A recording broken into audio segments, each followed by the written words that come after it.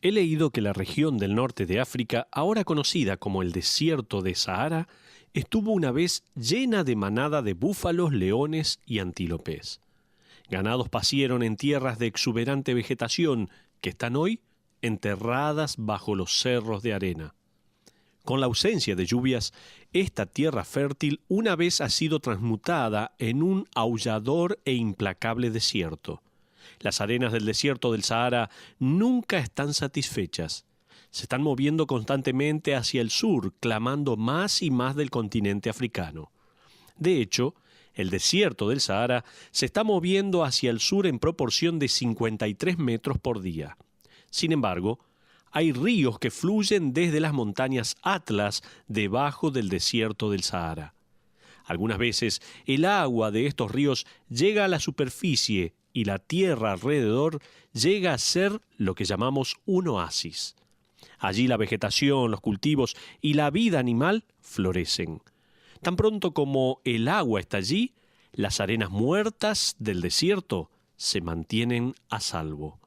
La Iglesia de Jesucristo es un oasis en medio de una tierra desierta. Es por ser un oasis que ofrece la verdad del Evangelio, el agua de vida, a todo el que está muriendo de sed, a cautivos del desierto. Y el desierto alrededor nuestro nunca está satisfecho. Hoy hay maldad, intranquilidad y caos en la cultura que Pablo predijo hace mucho para cada generación que abandonara a Dios y se sienta a sí misma en la mesa del banquete de las terribles consecuencias. Él escribe en Romanos capítulo 1, versículos 18 al 25 de esta manera. Le pido, si tiene la oportunidad de leer su Biblia, busque Romanos 1, 18 al 25. Vamos a leer ahí la palabra de Dios. Dice la Biblia, porque la ira de Dios se revela desde el cielo contra toda impiedad e injusticia de los hombres, que detienen con injusticia la verdad, porque lo que de Dios se conoce les es manifiesto, pues Dios se lo manifestó. Porque las cosas invisibles de Él, su eterno poder y deidad, se hacen claramente visibles desde la creación del mundo, siendo entendidas por medio de las cosas hechas, de modo que no tienen excusa. Pues habiendo conocido a Dios, no le glorificaron como a Dios, ni le dieron gracias, sino que se envanecieron en sus razonamientos y su necio corazón fue entenebrecido. Profesando ser sabios, se hicieron necios y cambiaron la gloria del Dios incorruptible en semejanza de imagen de hombre corruptible, de aves, de cuadrúpedos y de reptiles, por lo cual también Dios los entregó. Hasta ahí la porción. La palabra griega para los entregó es paradidomi. Eso significa que Dios abandona al hombre quien ya ha abandonado a Dios. Dios abandona a la raza humana a su perversión y perdición, a estar perdidos en un desierto espiritual, emocional y físico. ¿Por qué? Porque ellos rechazaron su autoridad, rechazaron su palabra, entonces Él rechaza a ellos y su escape de la penalidad de su rebelión. El texto dice aquí en el verso 24 que Dios los abandona. ¿A qué?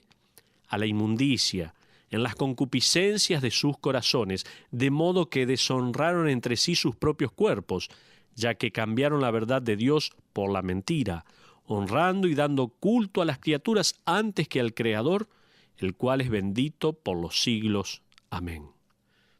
¿Recuerda? Estábamos viendo las consecuencias del pecado. Previamente hemos visto algunas de las consecuencias del pecado.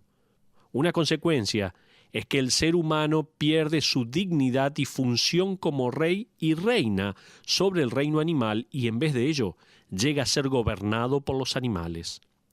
En nuestra lección pasada sobre esto ilustré el crecimiento de los derechos de los animales.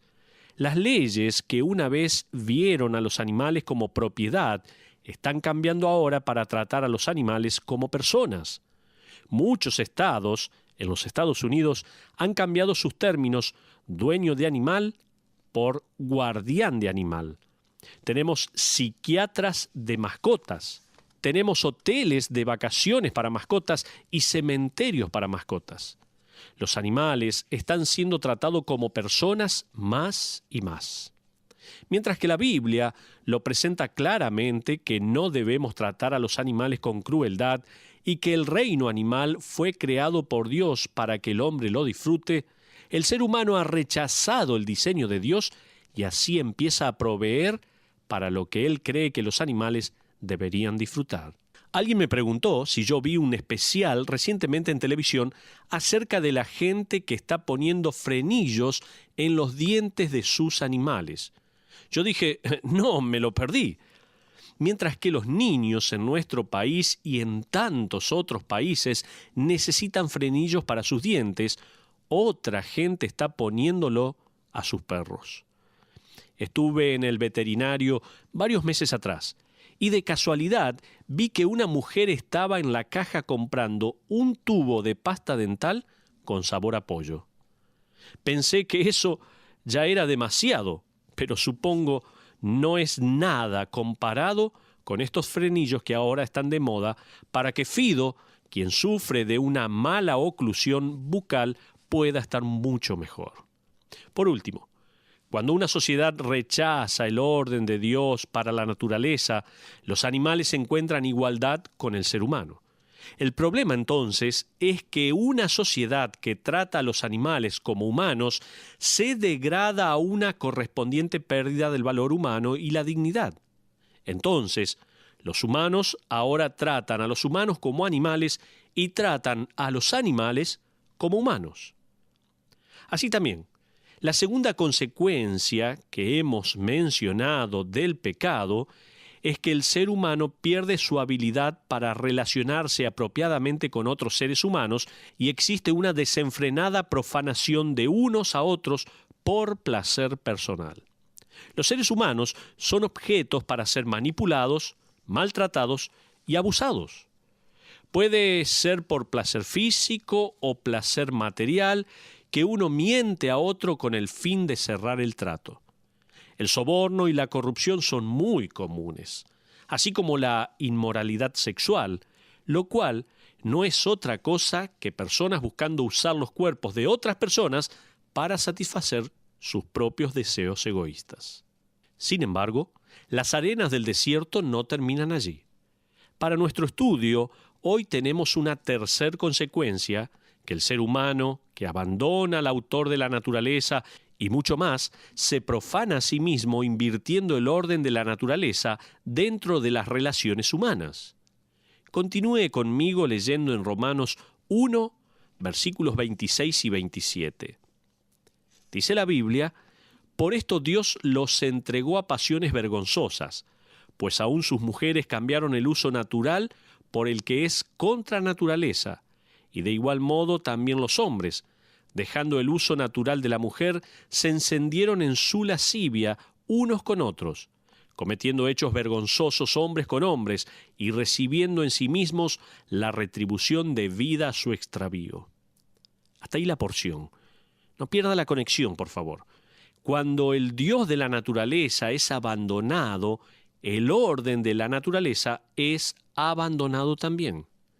Este pasaje ha llegado a ser, en nuestra generación, uno de los pasajes más controvertidos en toda la Biblia y uno de los más incorrectos políticamente.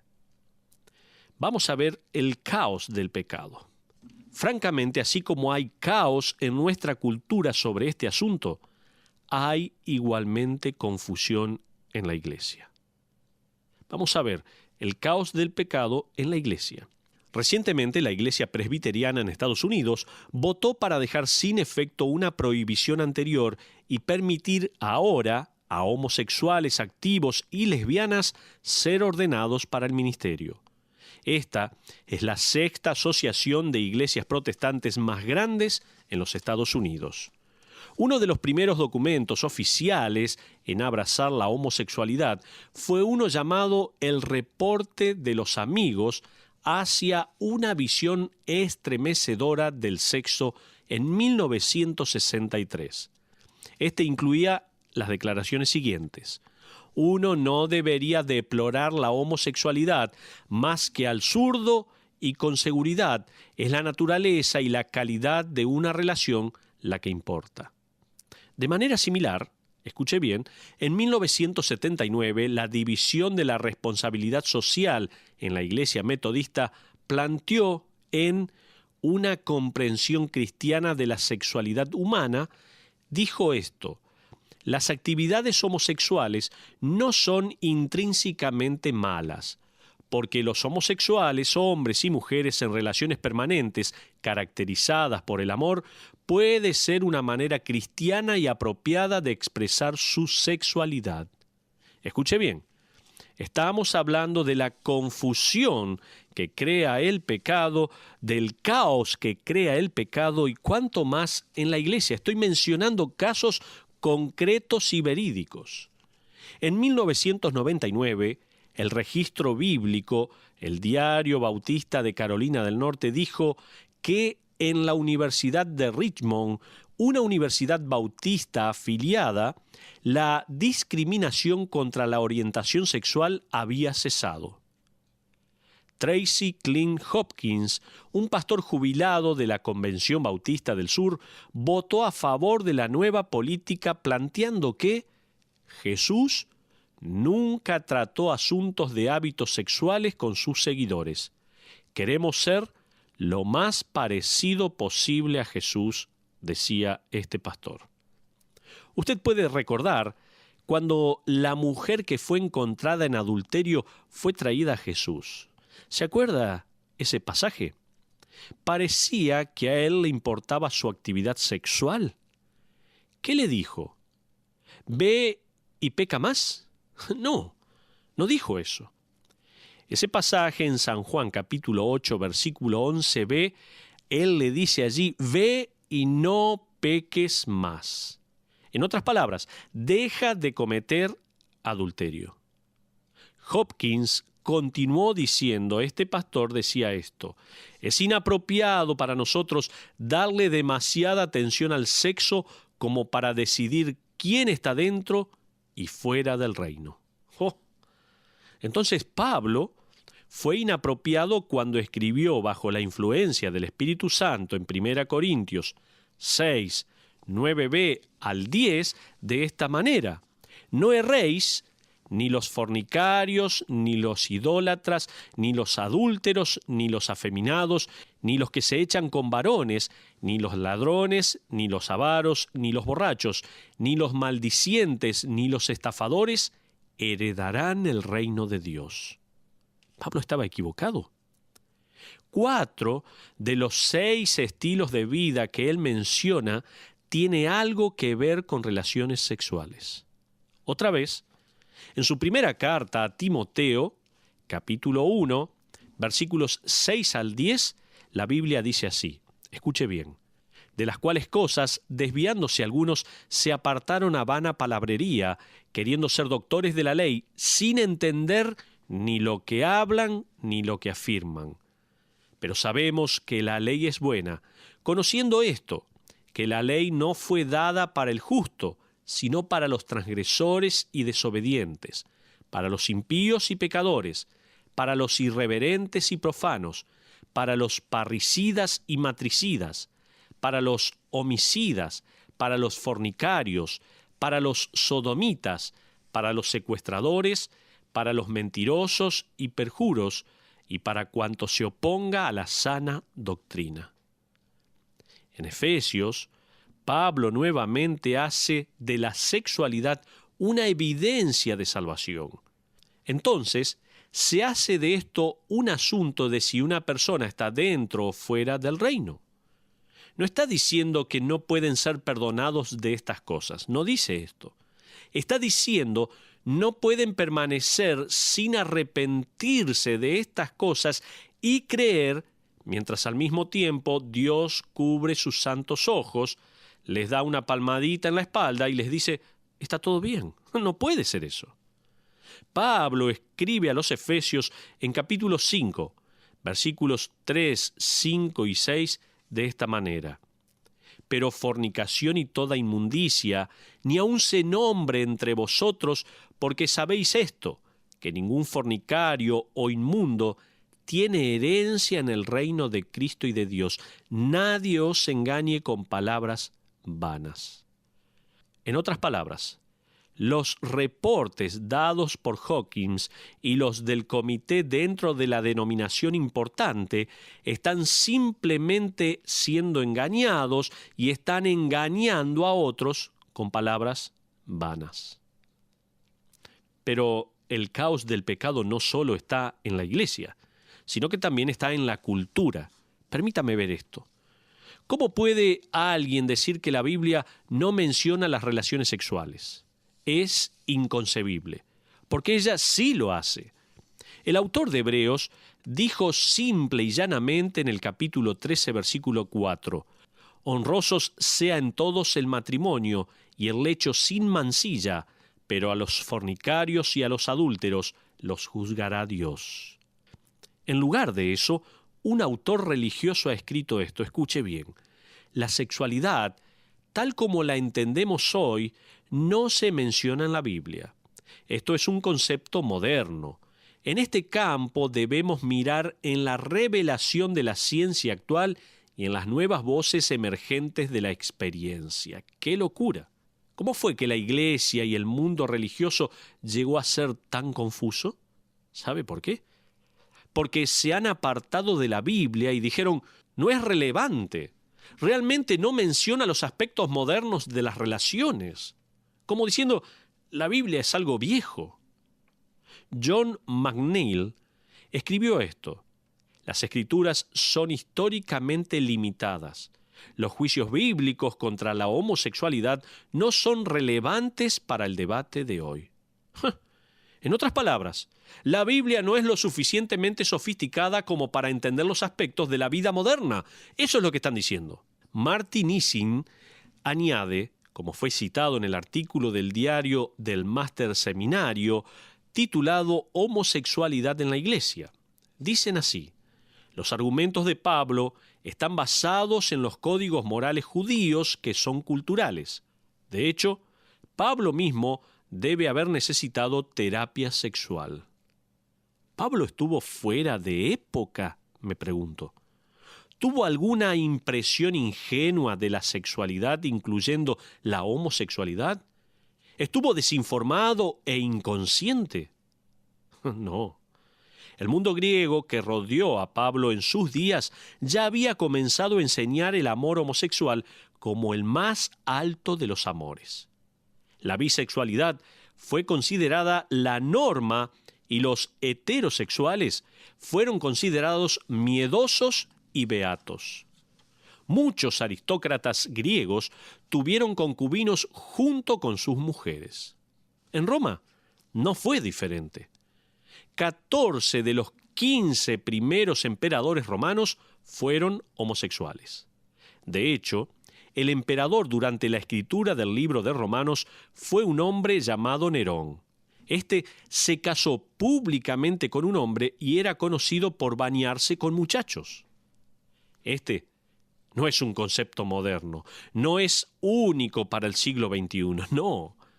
Pablo estuvo rodeado de estas cosas y bajo la guía del Espíritu Santo condenó estas cosas y cualquier otra forma de inmoralidad sexual.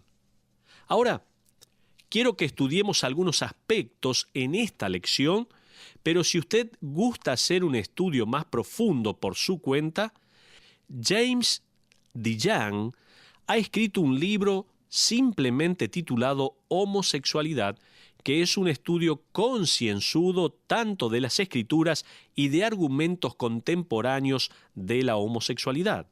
También hay un apunte titulado Asociación del mismo sexo, escrito por John Stott. Si usted quiere, puede conseguir esto y seguir estudiando de este tema. Pero aquí hay cosas que quieren defender el pecado de Sodoma. Hay varios argumentos que se oyen no solamente afuera en nuestra cultura, sino dentro de los debates denominacionales, incluyendo el que sucede dentro del concilio presbiteriano. Los que defienden el pecado de Sodoma dicen, por ejemplo, que la Biblia no condena esto. Hay argumentos tales como este que dice que la Biblia no condena la homosexualidad solo a los homosexuales que obran egoístamente. Ellos plantean, en las palabras de Boswell, un pseudo maestro de la Biblia, diciendo esto: los hombres de Sodoma no fueron castigados en el Antiguo Testamento por su homosexualidad, sino por su falta de hospitalidad. ¡Qué gran locura! Miremos el registro, vayamos a Génesis. Si me acompaña, por favor, si tiene su Biblia allí a la mano, busque Génesis capítulo 19, versículos 1 al 11. Dice allí la Biblia: llegaron pues los dos ángeles a Sodoma a la caída de la tarde, y Lot estaba sentado a la puerta de Sodoma.